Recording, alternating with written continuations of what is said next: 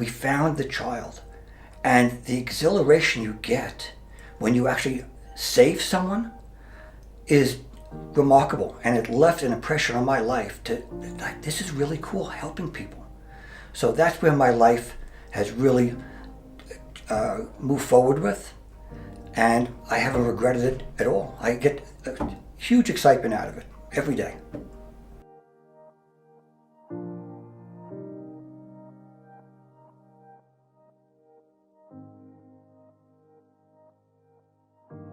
Hi, my name is Zenka. I'm founder of LightNet, and my purpose is to expand what we believe is possible. I'm here today with Scott Jablow, who is the mayor of Sedona, Arizona. And he had a long career in law enforcement in New Jersey and New York, working in the Port Authority, our airports, working on criminal investigations. He worked long hours and it was very stressful. And he still works long hours, but I think he's really enjoyed this phase of his life. Over 14 years ago, he came to Sedona and just got involved.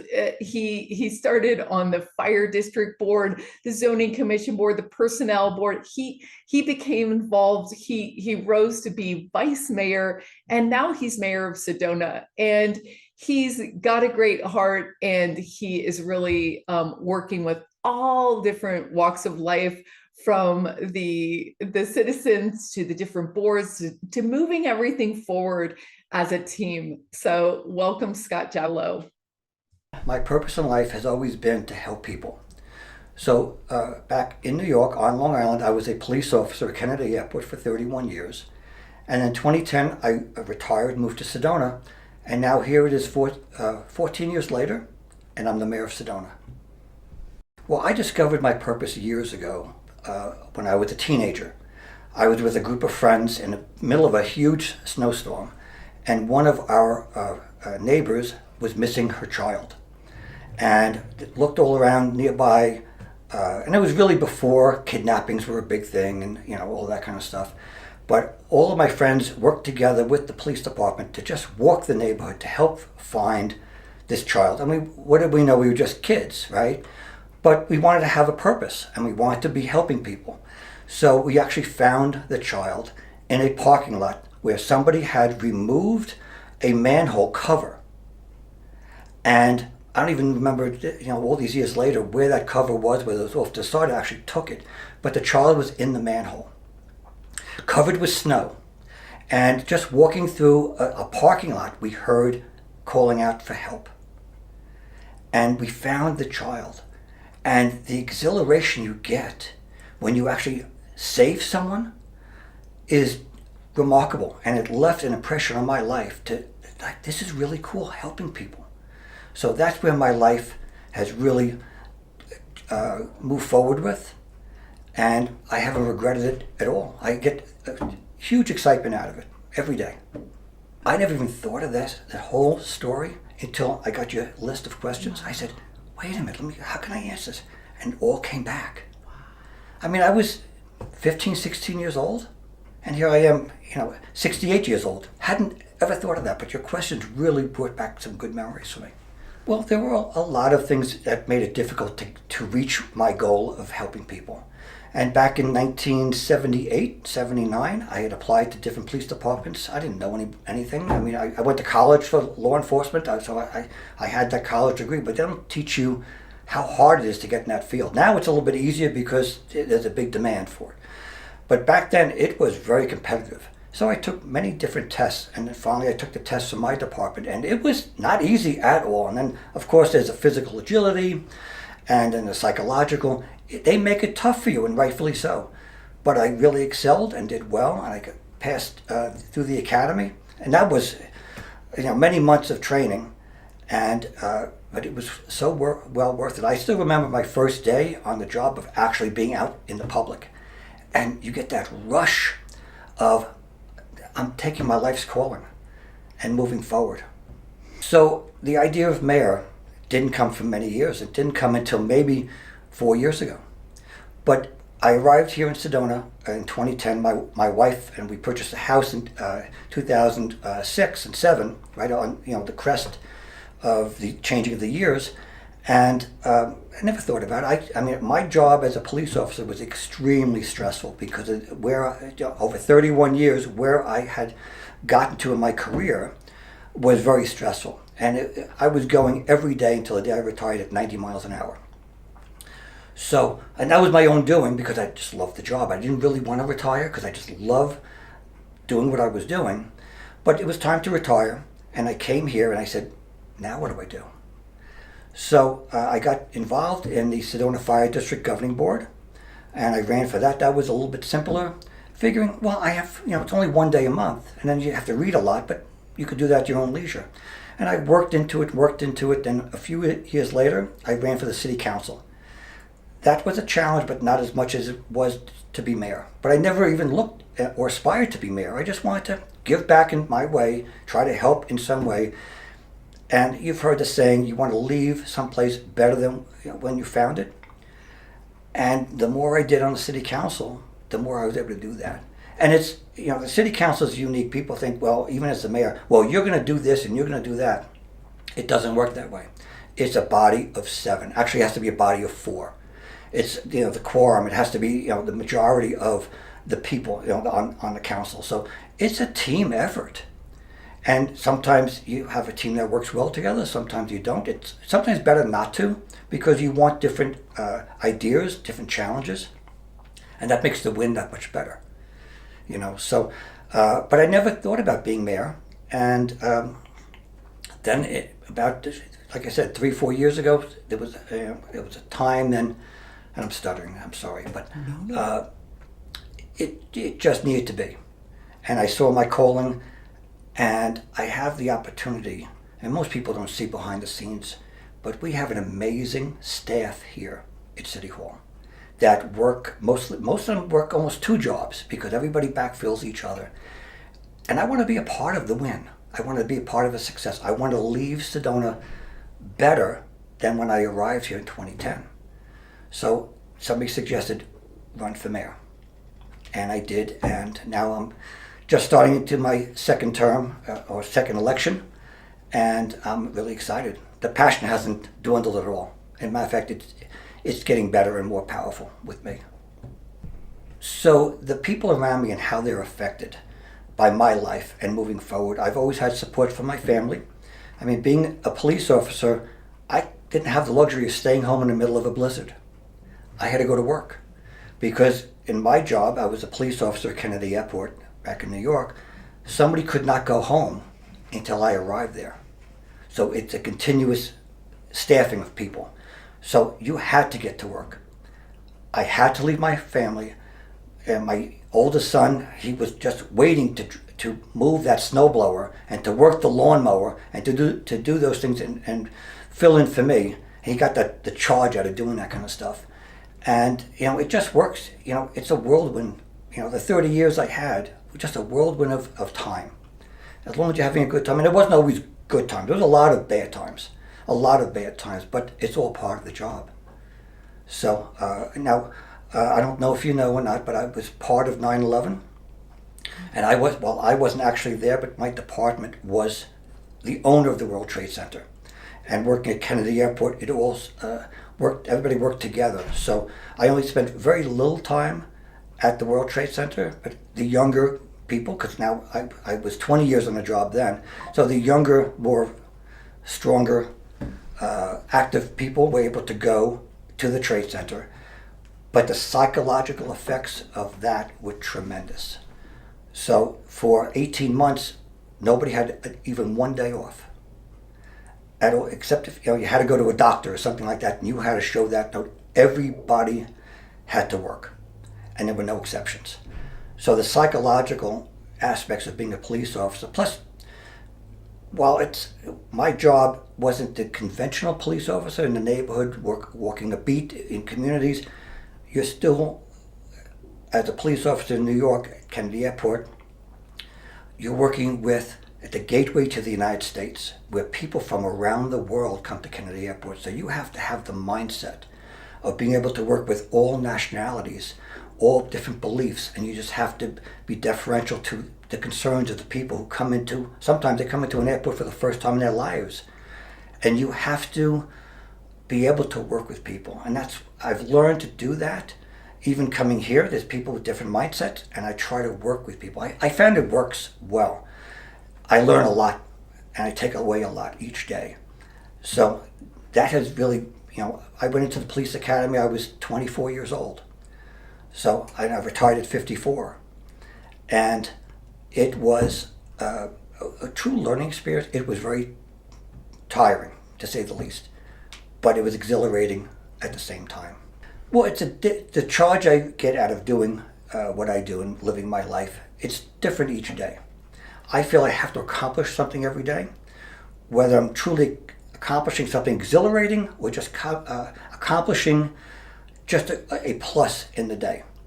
It doesn't always work out that way, but it could be a challenge. Like I said, as a police officer, it doesn't always work that way, but every once in a while you get that win. As a police officer, and I focused on fatal accidents the last 10 years of my career. I was an investigator for fatal accidents. And if I was able to solve a case on how an accident happened and help a family that's grieving through a loved one who's lost, I could find out how it happened. And their life is now enriched to some degree. Yes, it's still a loss, but now they have the answers to the questions. I still did something good for somebody. Everything I do, even as a patrol officer, I lost track of how many times I was part of a team that saved lives in either cardiac or car accidents. It doesn't happen every day. It may happen twice a year. But, I was part of that, saving a life. And when you see that, you see it on television all the time where they're doing CPR and all of a sudden the body stands up. It doesn't happen that way. But when you revive a body, and I think last I counted it was like 5 different people over 31 years. That's how rare it is. 5 people, and I don't know whatever happened to them. I don't know if they survived past that day, but they survived, even for one more day. And I had received a phone call from somebody once, years ago. This is bringing back such good memories, where somebody called me and said, "Thank you for helping to revive my father. He got to spend one more week with us until he finally passed." Again, it's a win. It's that charge. It takes you for those bad times. It helps carry you through those bad times. So, it is what it is, as they say. You take the little of good and it helps accomplish the bad. So I don't know how people would find this spark in their lives to move forward so they know, even as a younger age, where they want to accomplish.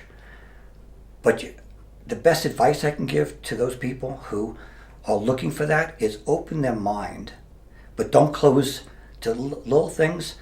But, I found here in Sedona, there's a lot of people who have jobs. And there aren't a lot of careers being offered. But people should be looking not for jobs. They need to aspire to a career. And everybody focuses on college. And college is a wonderful institution. It truly, truly is. If it was for colleges, sorry about that. If it wasn't for colleges, we wouldn't have some of the amazing people in our lives, right? But we need a plumber. We need an electrician. We need a firefighter. We need police officers, because they touch people in their own way. And it's not about, in a lawyer, you win the case. You sue somebody or you help somebody. It's not the same as a firefighter.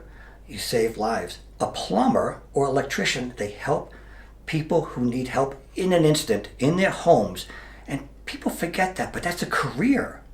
And that's something that, in their way, yes, they're making a lot of money. Don't get me wrong. But, I know plumbers and electricians, and they say, I went to someone's house today and they had no power. And they didn't know what to do, and I was actually fair with my price, and I helped this single mother with 3 kids, and I felt good today. So no matter what you look at, don't go for the job. Jobs are fine, okay, to an extent, but go for the career. No matter what it is you're looking for, go for a career, and hopefully if you find the right career, those people will feel good inside. Well, what inspired me to do this in my life, especially with law enforcement, it was just a coincidence. In my neighborhood, that was the day when police officers would drive through a neighborhood and you get to be friends with them. And I remember two different officers that would patrol in the neighborhood. And it was a very residential town. It wasn't where, you never saw a cop, but you didn't see one often. But I was always befriended by different cops. And maybe it's my personality. Some people say I'm very outgoing. But they would tell me of their, what they did. And, we'd only spend maybe 20 minutes talking while they're patrolling the neighborhood. And then as I just moved forward in life, everything was directed toward law enforcement.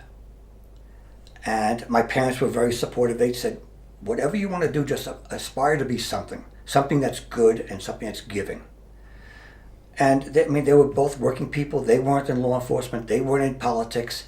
They were, just hard-working people. And they did have an impact on me because I saw how hard they worked. And back in the 50s and 60s, life wasn't as easy. Things were very expensive. My father didn't have a great job, okay? But I saw how hard he would work. He would leave 5 o'clock in the morning and come home 6 o'clock at night. After working, he owned several different restaurants at the time. And my mom worked in a dress shop. She was a saleswoman in a dress shop. And she would work long hours. And back then, kids would go to school on their own. You didn't have to worry about someone grabbing your kid. And I would walk to public school. But I saw that hard work. I remember something that my mother did. And she was not an outgoing person. She was more of an introvert. But she had a problem where she had purchased a desk chair. And it needed to be repaired. So she sent it back. And then you didn't have Amazon. You didn't have any, she had to put it in the car, take it to the shop to get the desk chair fixed. And she never got the chair back. She didn't get the chair back in a timely fashion. And she went and inquired why, and that business had gone bankrupt. And they shut the doors. And she fought for the stupid desk chair. It was a nice desk, it was leather, but it was just a chair. But my mother fought and got the chair back. And she says, this was just a repair. It's not something that I was going to purchase. I have a receipt for it. And she fought and she fought and she fought. And I was a little kid, maybe 8 or 9. And I watched her fight. And I do that now. As a cop, you have to fight to get where you want. It's not easy. Not a single day is easy. They could be fun, but they're not easy. But you have to fight to get where you want. To be, in city government, I'm fighting for the people. I'm listening to people, listening to the residents. And when there's a need, I'll fight. We change laws. We have state laws that affect our residents very badly. And we fight. I spend a lot of time down at the state capitol fighting. I don't give up. So that's how that's another way my family has supported me to get where I am today. Never surrender, never give up. You just can't. So not everybody finds their purpose and passion in their life because of their personality. Some people have that dream to aspire to, but maybe they don't have the tools in which to do it. Maybe it's their environment where they live. I want to be a rocket scientist, but their parents didn't help prepare them for that education. You're talking about a huge education. Maybe the parents couldn't afford it. Maybe the child or the person didn't have the educational skills, because not everybody can get to that level in their life. But there might be something holding them back. But if it's not a college education to be a rocket scientist, it's a trade. There's always some way to look, and people have to open their mind to, if it's not one thing. I know a close family friend of my wife's that was going to be a musician. And something happened and she couldn't do the job. She hurt herself and she could no longer work that musical instrument.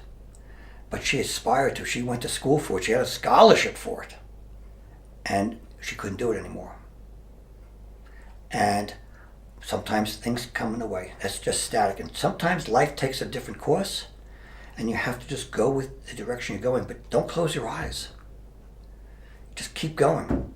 And hopefully, and not everybody has that mindset to do good. and to aspire to do good. Some people just want to float. Some people want to just take. I'm not a taker.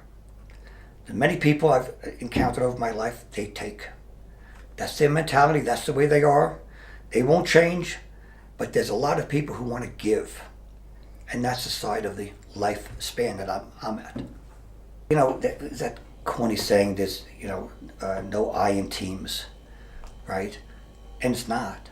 I mean, everything I do, I do things on my own. I'm very self-sufficient.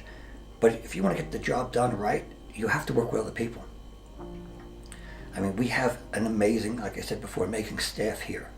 But they're the specialists in what they do.